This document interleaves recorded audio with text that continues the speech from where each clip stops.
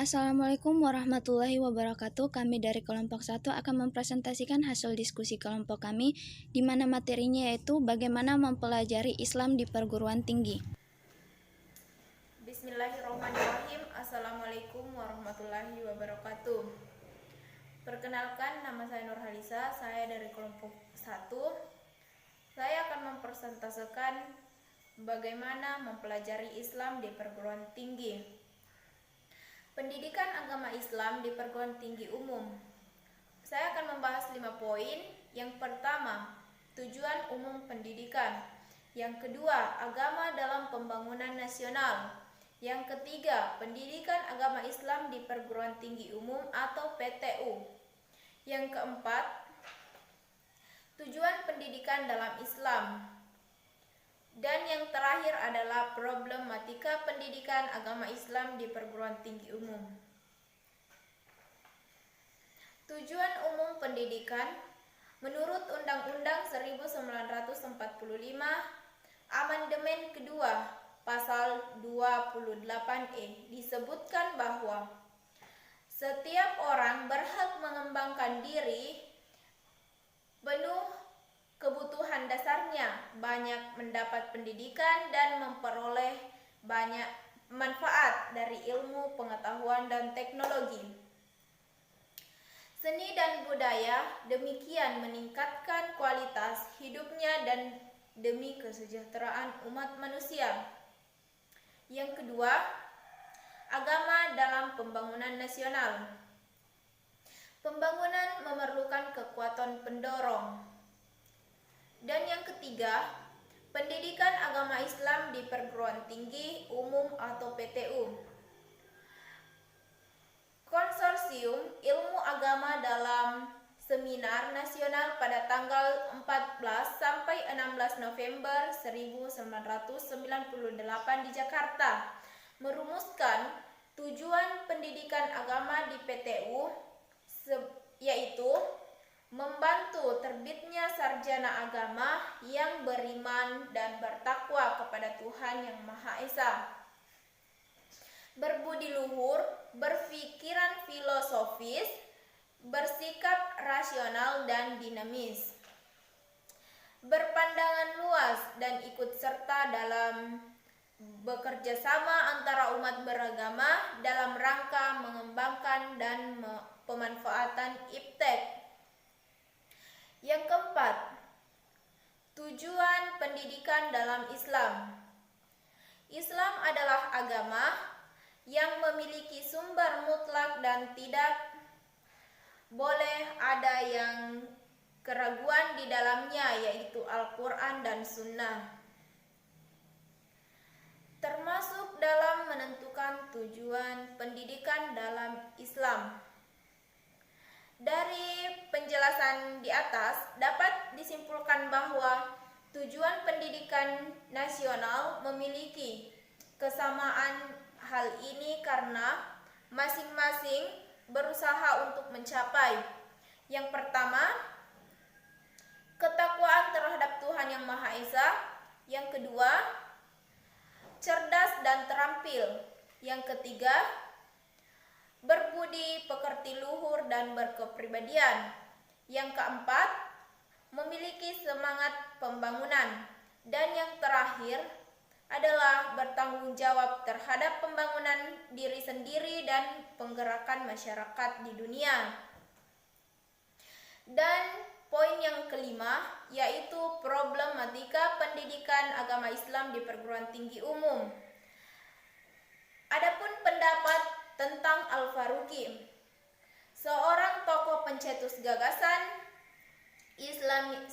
Islamisasi ilmu, mengatakan dalam salah satu bukunya yaitu Tauhid pada tahun 1988 ayat 16 bahwa esensi atau pengesahan Tuhan sebagai Yang Maha Esa, pencipta dan mutlak, yang menegaskan Allah segala yang ada.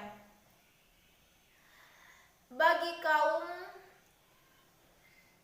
Muslim, tidak bisa diragukan lagi bahwa Islam kebudayaan Islam dan peradaban Islam memiliki esensi pengetahuan, yaitu tauhid. Ini terdapat pada Quran surah 51 ayat 56, surah 16 ayat 36, surat 17 ayat 23, surat 4 ayat 36, dan surah 6 ayat 151. Dengan demikian, ada 3 komponen penting di dalam pengelolaan pendidikan di perguruan tinggi, yaitu ilmu itu sendiri, kemudian pengalaman itu sendiri, dan tauhid yang menjadi dasar utamanya. Ini terdapat pada buku, judul bukunya yaitu Tauhid, penulis Al-Faruqi dan Islami Raji, penerbit Ahsian Muhammad, dan cetakan tahun 1982. Demikian dari persentase saya, maka materi ini akan dilanjut dengan teman kelompok saya. Assalamualaikum warahmatullahi wabarakatuh. Bismillahirrahmanirrahim. Assalamualaikum warahmatullahi wabarakatuh. Saya akan menjelaskan tentang pendidikan agama Islam di perguruan tinggi. Adapun poin-poinnya terbagi menjadi 3 bagian. Yang pertama, kedudukan pendidikan agama di perguruan tinggi. Yang kedua, paradigma baru pendidikan agama sebagai mata kuliah pengembang kepribadian. Dan yang ketiga, paradigma baru dalam pendidikan agama. Yang pertama, kedudukan pendidikan agama di perguruan tinggi. Tujuan mata kuliah pendidikan agama pada perguruan tinggi ini amat sesuai dengan dasar dan tujuan pendidikan nasional dan pembangunan nasional.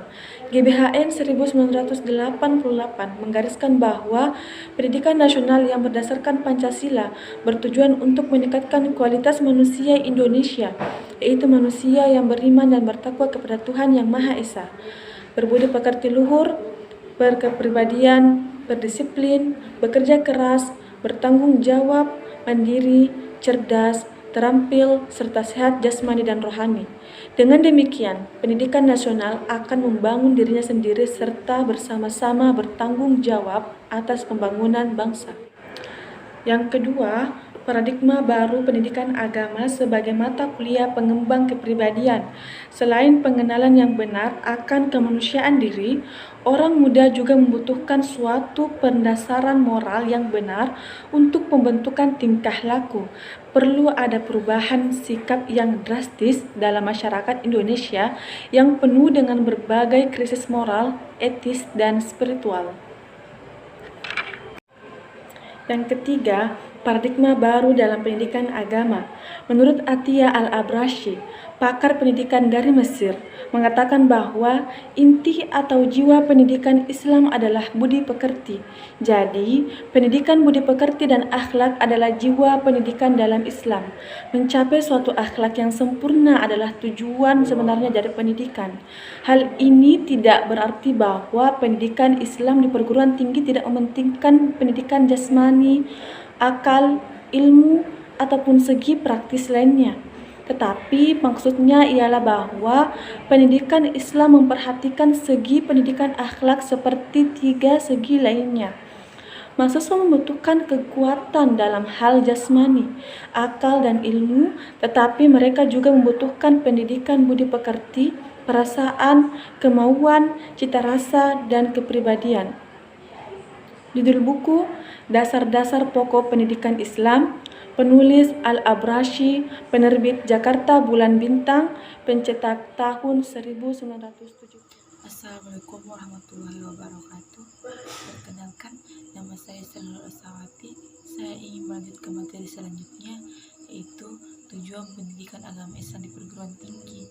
Jika kita berbicara tentang tujuan pendidikan Islam, berarti berbicara tentang nilai-nilai ideal yang bercorak Islam. Adapun tujuan pendidikan Islam menurut Muhammad Fadil Al-Jamil, tujuan pendidikan Islam menurut Al-Quran meliputi yang pertama, menjelaskan posisi peserta didik sebagai manusia di antara makhluk Allah lainnya dan bertanggung jawab dalam kehidupan ini. Yang kedua, menjelaskan hubungan sebagai makhluk sosial dan bertanggung jawab dan bertata kehidupan bermasyarakat. Yang ketiga, menjelaskan hubungan manusia dengan alam dan tugasnya untuk mengetahui hikmah menciptakan dengan cara memakmurkan alam semesta. Keempat, menjelaskan hubungan dengan Khalik sebagai pencipta alam semesta. Materi selanjutnya yaitu kedudukan pendidikan alam Islam di perguruan tinggi. Peran penting agama atau nilai agama dalam bahasa ini berfokus pada lingkungan lembaga pendidikan, khususnya perguruan tinggi. Salah satu mata kuliah dalam lembaga pendidikan di perguruan tinggi yang sangat berkaitan dengan perkembangan moral dan perilaku adalah pendidikan agama. Mata kuliah pendidikan agama pada perguruan tinggi termasuk ke dalam kelompok mata kuliah umumnya, yaitu kelompok mata kuliah yang menunjukkan bentuk kepribadian masyarakat. Mata kuliah ini merupakan pendamping bagi mahasiswa agar bertumbuh dan kokoh dalam moral karakter agama sehingga ia dapat berkembang menjadi cendekiawan yang tinggi moral dalam mewujudkan keberadaannya di tengah masyarakat. Sekian, mohon maaf bila banyak kesalahan. Assalamualaikum warahmatullahi wabarakatuh. Assalamualaikum warahmatullahi wabarakatuh. Perkenalkan, nama saya Citra Puspa Alnuari MZ. Saya akan membawakan dua materi, yaitu C. Pandangan mahasiswa tentang pendidikan agama Islam di perguruan tinggi, dan D. Keuntungan dan fungsi adanya pendidikan agama Islam di perguruan tinggi. Untuk pandangan mahasiswa tentang pendidikan agama Islam di perguruan tinggi, pandangan tentang pendidikan agama Islam di perguruan tinggi dapat dilihat dari dua pandangan, yaitu pendidikan agama Islam sebagai aktivitas dan pendidikan agama Islam sebagai fenomenal. Pendidikan agama Islam sebagai aktivitas berarti upaya yang secara sadar dirancang untuk membantu seseorang atau sekelompok orang dalam mengembangkan hidup, baik yang bersifat manual atau petunjuk praktis maupun mental dan sikap yang dijiwai oleh ajaran serta nilai-nilai Islam. Pendidikan agama Islam sebagai fenomenal adalah peristiwa pertemuan antara dua orang atau lebih, atau menciptakan suasana yang dampaknya yaitu berkembangnya suatu pandangan hidup yang dijiwai oleh ajaran dan nilai-nilai Islam yang diwujudkan dalam sikap dan keterampilan pada salah satu atau beberapa pihak. Perbedaan implementasi antara dua kelompok perguruan tinggi yaitu perguruan tinggi agama Islam dan perguruan tinggi umum. Yang dibedakan hanyalah kurikulumnya, dan pendidikan agama Islam mencetak para ahli agama atau ulama di semua tingkat. Sedangkan di perguruan tinggi umum hanya penyelenggaraan pendidikan untuk memenuhi kewajiban-kewajiban. Setiap orang mengetahui dasar-dasar agamanya sebagai pemeluk agama. D. Keuntungan dan fungsi adanya pendidikan agama Islam di perguruan tinggi. Keuntungannya yaitu menghasilkan sarjana-sarjana yang profesional, yang bukan saja berpandangan luas dan ahli serta terampil dalam bidangnya, berpikir kritis, kreatif, dan inovatif, dan tetap juga beriman kepada Allah Subhanahu wa Ta'ala. 2. Fungsi. Ilmu bukan sekedar kepentingan keilmuan dan meningkatkan kualitas kerja saja,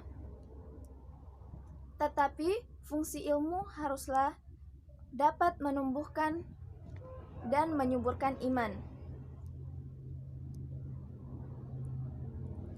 Semakin tinggi ilmu kita, maka kita akan semakin dekat dengan Allah Subhanahu wa Ta'ala, sehingga Ilmu berfungsi memperkuat iman dan iman berfungsi sebagai basis kains atau dasar ilmu. Konsekuensi setiap ilmu wajib diamalkan. Iman sebagai basis kains mempunyai 3 dimensi, yaitu yang pertama dimensi kalbu, yang kedua dimensi bahasa, yang ketiga dimensi perbuatan. Bukti iman sebagai basis kains akan terlihat pribadi yang utuh, di mana kebenaran ilmu yang ada dalam hati mengarahkan otak berpikir secara benar, yang dibuktikan dengan ucapan dan perbuatan yang benar pula. Inilah yang disebut dengan muttaqin atau muslim sejati. Menurut Profesor Dr. Omar Muhammad Al-Taumi Al-Syaibani, dalam bukunya berjudul Filsafat Pendidikan Islam, menyebut tujuan pendidikan Islam yaitu 1. Pendidikan akal dan pikiran. 2. Menumbuhkan kekuatan-kekuatan dan kesedihan-kesedihan dan bakat-bakat semula pada saat kanak-kanak. 3. Menaruh perhatian pada kekuatan generasi muda dan mendidik mereka sebaik-baiknya. 4. Berusaha untuk menyeimbangkan segala kekuatan-kekuatan dan kesediaan-kesediaan manusia. Sekian dari presentasi kelompok kami, lebih dan kurangnya mohon dimaafkan. Wassalamualaikum warahmatullahi wabarakatuh.